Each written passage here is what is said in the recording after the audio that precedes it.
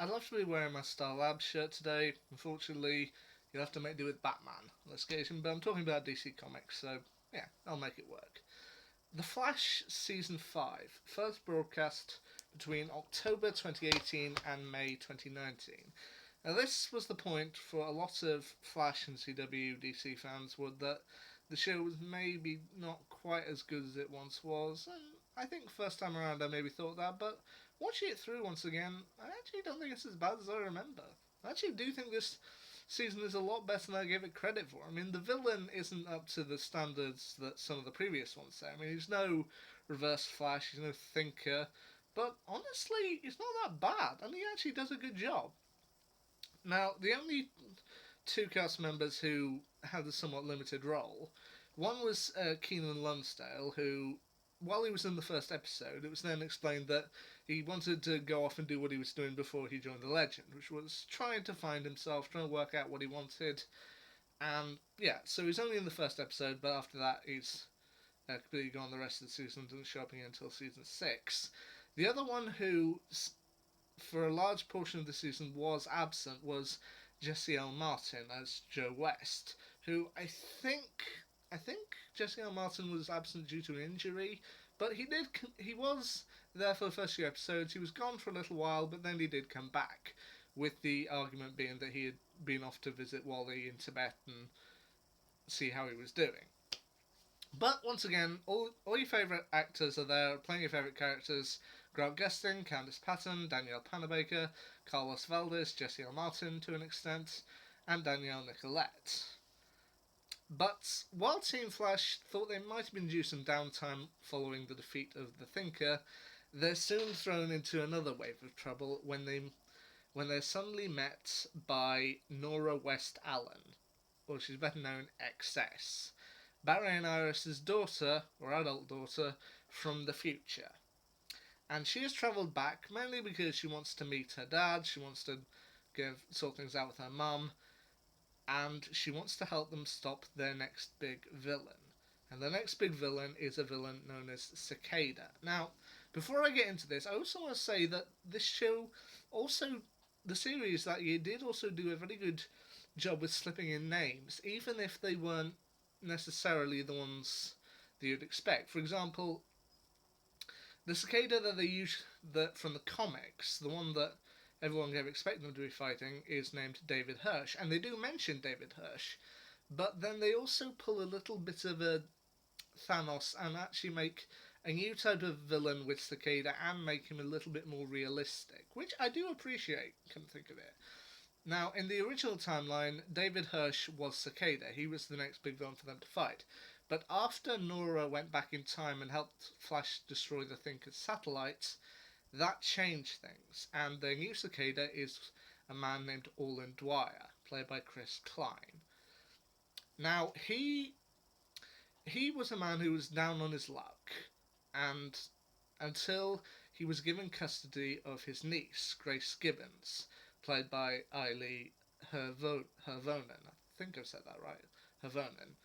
And while, of course, things weren't all to be peachy at first, on the night of the Enlightenment, they were actually starting to get somewhere. He'd picked his life up, he was making progress, and the two of them were having a good time at the carnival and eating 3 batches of ice cream, which, yay.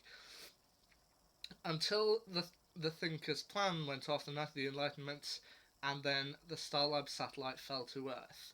And in that satellite was dark matter, and it ended up hitting both of them, putting Grace into a coma and severely injuring Orlin. And as a result of his niece being injured, he now wants all metahumans to die.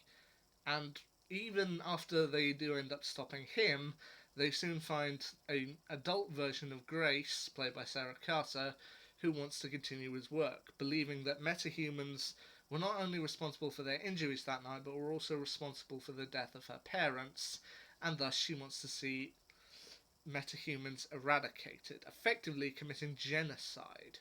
Which, I will admit, while Cicada isn't necessarily the strongest villain that the show has ever done, they are very, very sinister, both of them.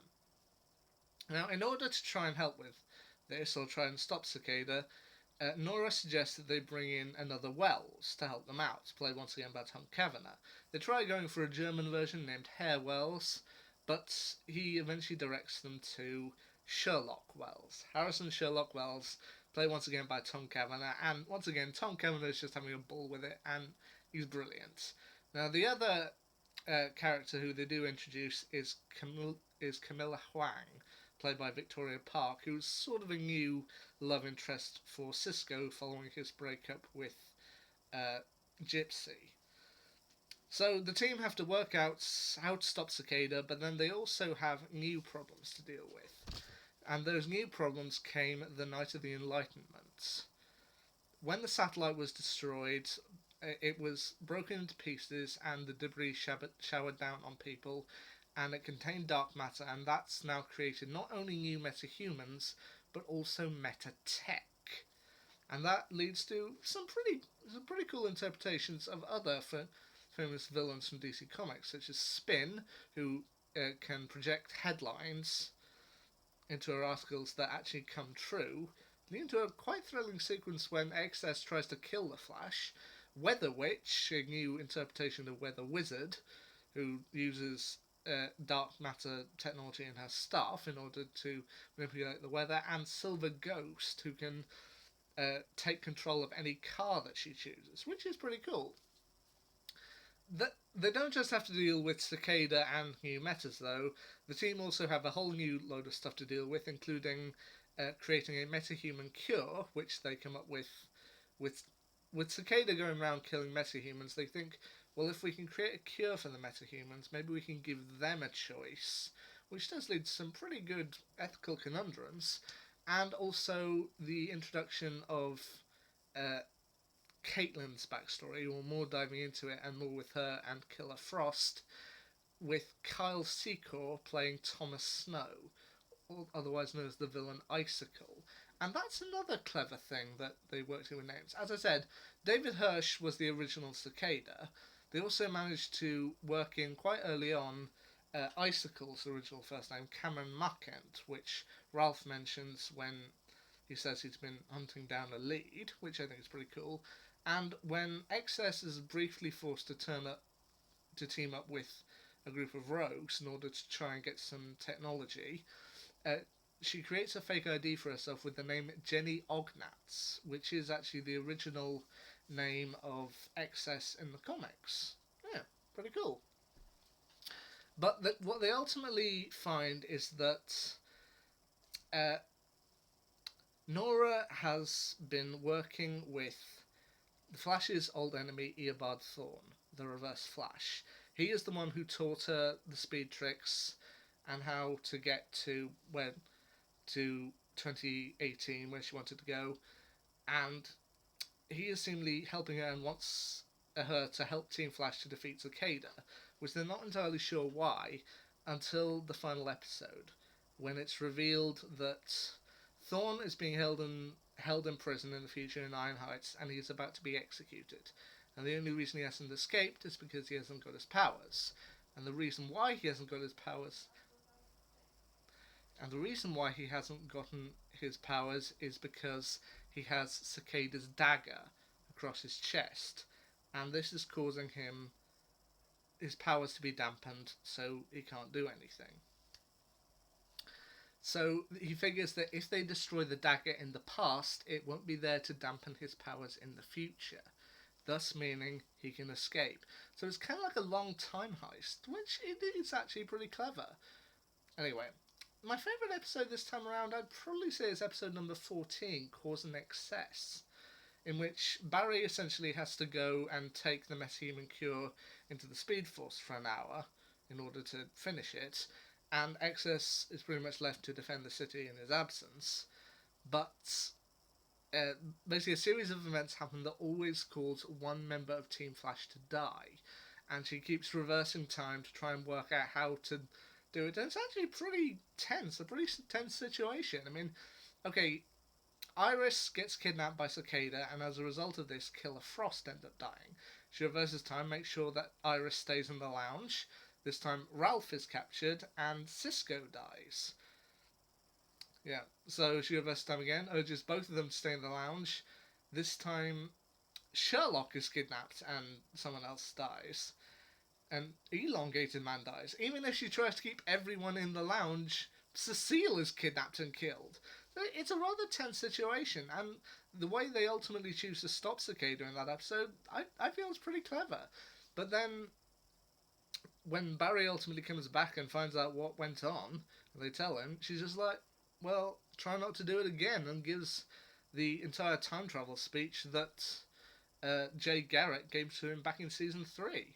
And before I finish here, there are two other things I quickly want to mention before I sign this off. One is that two of my favourite scenes actually involve Danielle Nicolette, which is one in the emergency. There's one in an emergency centre uh, which she goes to with Ralph and yeah Hartley Sawyer's character, and I just love her owning the FEMA centre worker who works there, just like, oh yeah, whatever. And she's like, you've been stealing people's claims and using them to fund a Lamborghini. It's like, all right, what do you want? Just, I love that. The other is from a deleted scene in season 5, in the 5th episode, in which she and Grant Gustin have a long kind of discussion about how he's supposed to deal with Nora, who's had a falling out with Iris, that I do love. And then just, I love her enthusiasm towards the football in that scene, even when they're kind of talking, just like, alright, enjoy your game. Go Diamonds! Yeah! And the other scene is right in the last episode. I absolutely love this. And basically, in the last episode of season 5, Patrick Sabongri's character of Captain David Singh tells him that he's been promoted, he's due to be the new chief of police, and he wants Joe to become the new captain, which is nice enough. And then he just turns and says, don't worry, if anything goes wrong, you have plenty of help. To which he turns to Barry and goes, isn't that right, Flash? Like, what? No. Like, oh, come on, Barry. I'm a detective too. And just, I love that. Just, this guy who was in charge of you the entire time knew your secret and didn't reveal it. Just, well done. I mean, I absolutely love that. So, season 5 of The Flash, a lot of people say it's where The Flash started to go downhill. I don't know, watching it back through, it's better than you might think. I'll admit the villain isn't the strongest they've ever done, but you know what? I still think it's pretty good. So, The Flash season 5, I'd still give it a passing grade. I'd probably give it 75%. I think it did good. Anyway, I'm probably not going to do season 6 because, well, we just finished season 7 of The Flash, so I think it's 3 seasons of The Flash is enough for this year, but you never know. I might come back to it, I might not. But there you go, The Flash season 5, a great introduction. Well, actually, before I sign off, one other thing that I forgot that I wanted to talk about is that the only minor problem I have about this season is at the end I did feel that Excess is she's effectively erased from time because since Cicada has now been defeated, she never came back, and thus she's erased from existence. But then when she comes back in season 7, that's my problem. I mean, I just felt it was a little more poignant when she was erased and we didn't know if she was coming back or not. I just kind of feel like her coming back in season 7, I don't know, it just kind of felt a little unbalanced. But anyway, I've already done my sign off. That's my review of season 5. What do you think? Anyway, until next time, see ya.